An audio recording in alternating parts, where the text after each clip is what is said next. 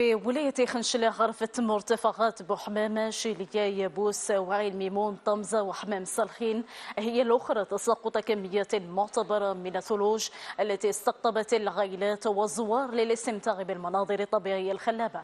التغطية لطرقمان.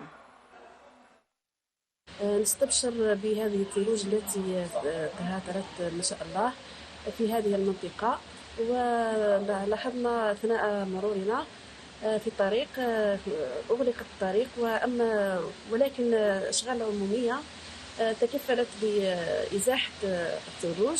أما في مستوى الجبال فهناك ثلوج جد معتبرة قد تؤتي إلى بعض عائق في الحركة، ونتمنى من السائقين الحذر ثم الحذر أثناء المرور من هذه المناطق وخاصة الجبلية منها. الحمد لله كما تشوفوا الدنيا كلها بيضاء والناس الكل طلعت يهتفوا لله، يصوروا يديروا دي فوتو تذكارية، يفرحوا ويطلعوا ولاد صغار عائلات كبار يطلعوا الناس. والحمد لله كما نقولوا ديما ان شاء الله تبقى هكا الخيورات وخلي الطريق هكا ونبقاو ديما ان شاء الله فرحانين. رانا هنا اليوم في منطقة حمام الصالحين، ويجيبها حمام الصالحين منطقة عائلية بامتياز.